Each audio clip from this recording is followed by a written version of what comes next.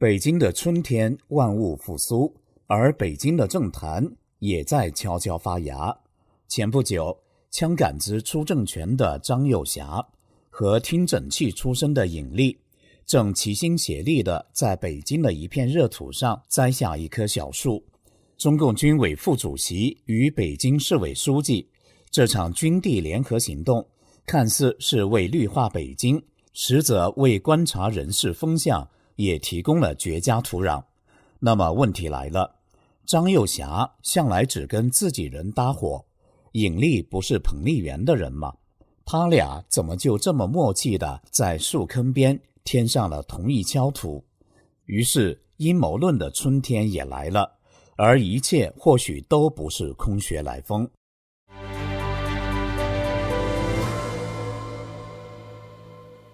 你好，这里是希望世界识海秘辛，我是少峰。尹力的政治履历就像他种的那棵树，根在山东，长在医学，分支在福建，结果在北京。浇水的是彭丽媛，松土的是张又侠。至于他会不会在北京这片高压热土上开出什么新花，咱们还得等到下一个春天再看看。毕竟政坛也讲年轮，树长得快不代表风吹就不倒，要看尹力这棵北京树能不能站得稳，还得看他怎么在夫人县、习家军福建帮和新的掌权派这三股力量中左右逢源，继续开枝散叶。但尹力这次能和张又侠一起种树，能和军方核心人物出现在一个坑里，无论是树坑还是权力坑，这背后都在传递一个信号：首都不乱，军地同心，谁来当书记都得让军委点个头。尹力被广泛认为是习近平派系闽江新军的一员，曾被视为习的重要亲信之一，之前是绝对挺习的，现在就不能再把习挂在嘴边了。4月20日，尹力到北京怀柔科学城调研，这事是发表在北京日报上的。这篇报道居然闭口没提习近平，但第二天北京市委召开会议，尹力又小心地提一句习近平，但也是很怂的样子，不敢再提两个确立和习思想了。估计他是在要不要死忠习和下架习之间，在做最后的思想斗争。不过从近期网上流传的一份政治局名单中看，尹力应该是抛弃老习，站队成功了。在这份名单中，汪洋为总书记，尹力为总理，胡春华任中共人大委员长，李强为中共政协主席。观众朋友，您觉得这份名单会是真的吗？尹力来自山东，又被认为是属于彭丽媛的夫人系人马。有传闻他们之间私人关系很不一般。早在2009年，还只是卫生部副部长的尹力，就和彭丽媛一起跑到了广东东莞，为农民工结核病防治活动站台。要知道，当时的彭丽媛可是著名歌唱家加形象大使加第一夫人候选人，而尹力还是那位幕后大佬，力推彭丽媛打进世卫组织，担任结核病与艾滋病防治亲善大使。这段公衙同行的深厚友谊，就像刚种下的树苗，虽然地面只露一截，其实地下早已根深蒂固。旅居澳洲的蒋往正先生近期爆了个猛料，两会过后，夫人线上的山东帮在安徽省驻京办事处安徽大厦秘密开了个小会，连王沪宁和李鸿忠都参加了。北京是尹力的地盘，照理说应该由他做东，在一个豪华的酒店设下饭局，但偏偏却选在一个偏远的安徽大厦，据说是为了掩人耳目，因为在两会期间人多眼杂，被人举报白天开大会，晚上开小会就不好了。没想到的是，酒过三巡，中共安徽省委书记梁延顺突然胃出血紧急送医，最终还是惊动了高层和习近平。反习势力也可能借此事刺向彭丽媛。爆料中说，山东帮都推举尹力为下一任帮主，中共浙江省委书记王浩辅助。但如今山东帮的真正核心不是他俩，而是中共新疆省委书记马兴瑞。现在看来，彭丽媛再怎么设局也没用了。山东帮或许会崛起，但他随着习近平基本上没戏了。那么尹力凭什么直升北京接替蔡奇，当上全中国最敏感城市的一把手？答案可能藏在前面的跳板福建。尹力在2016年调任福建，从副省长一路升到省委书记。福建可是曾经最高层的政治福地。说句夸张点的话，福建帮在党内的盘根错节程度不输一片茂密的老林。尹力在那里结识的熟人，一旦到北京也都不是陌生人。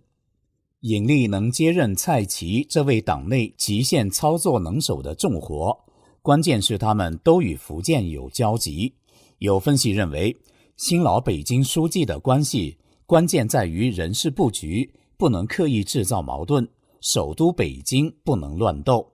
但是在党管武装这件事上，尹力和蔡奇还是要互相牵制，分散调动兵丁的力量。尹力和蔡奇虽同属习近平派系，但两人又是相互独立的。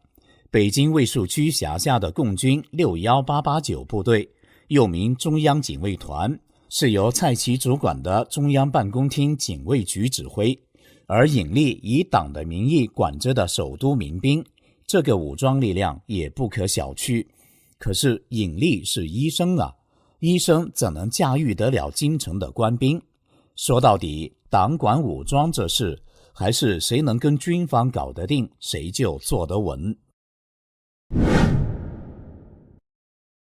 尹力是有真本事的公共卫生学霸，从山东医科学士、硕士，再到苏联拿下医学博士，妥妥的是医学战斗民族级别的学者型官员。2003年非典时期，他是唯一一个被招进温家宝座谈会的卫生专家。2020年新冠来袭，他在四川省长任内的防疫表现一度力压全国。四川在明确定点救治医院名单、切割与武汉路面交通、组织医疗团队支援武汉等方面都走得遥遥领先。新京报在一篇评论中把四川的抗疫措施形容为教科书级。但是到了2022年，全国突然放开，北京医疗资源崩溃，也一度陷入失控状态，上演了一幕幕人间惨剧。而这个时候的尹力也与大多数中共领导一样，玩起了人间蒸发，没能把他的政绩再添一笔。这也说明，再会防疫敌不过政策指令，再是学者官员还得先服从大局。话说2022年底，北京疫情限制一放开，医疗体系瞬间爆表。最离谱的是，网传某殡仪馆没位置，临时把猪肉冷冻柜征用来放人。此时的北京市委书记尹力被通知上级有意见，要亲自去慰问视察。结果人一走进现场，据传他现场面色煞白，泪水直流。有人说他是吓哭了，也有人不信，认为中共的高官个个没人性。这事是中国记者赵兰健曾在 X 平台上爆料的。他因为报道铁链女事件而逃往美国。他说，遗体冰冻在生猪冷冻库是真的，地点在玉泉营，书记哭了也是真的，我是信书记哭了，书记为谁哭我不知道，或许他哭为自己，因为他也在发烧，哭是肯定的，就是没人敢拍影片。无论如何，这场原本应是灾后慰问，最后变成了精神重创，从公共卫生博士变身灵异体验者。尹书记大概率是内心崩溃的。我防瘟疫这么久，没想到最后败在冷贵手里。尹力刚走马上任北京书记不久，2023年4月，北京长峰医院突发火灾，至少29人丧生。此次火灾事故中有许多疑点，被指是人祸，或涉及中共党内权力斗争。比如官方拖延8小时后才报道医院失火的消息，伤亡人数也备受外界质疑。随后京津冀发展座谈会由习近平亲自主持，按理说北京书记怎么都得出面吧，结果尹力缺席，交了份书面发言，这下舆论炸了锅。你是写 PPT 还是搞云办公呢？一时间失联、躲责、IP 等各种传言满天飞，有的说他被骂了，有的说他生病了，还有人猜他在练习如何对着火场诵读深切哀悼。不管怎样，黑锅肯定不能由第一把手来背。最后八卦时间到，北京中日友好医院胸外科副主任肖飞被医院开除一事持续发酵。肖飞被举报婚内出轨多人，且因情感原因在手术中擅自离开长达40分钟。与此同时，网络爆出猛料，给这位花花公子送玛莎拉蒂的据说是尹力的宝贝女儿。爆料者感慨道，这个小伙子我看长相也一般，不知道怎么着他就能引诱尹力的女儿给他送豪车，这中国也乱套了。这也瞬间成为吃瓜群众饭后茶余的热搜。这瓜虽然甜，但实属未证实流言，送豪车的不一定真是尹力女儿。不过一般家庭背景的女孩就是想送也做不到一出手就是这么豪爽，但这并不妨碍群众的吃瓜热情，毕竟谁不想在高压政治里找点肥皂剧来解闷呢？可以一句话就能总结尹书记此刻的心情：我一辈子当学者官员，结果被女儿用一辆豪车送进八卦排行榜第1名。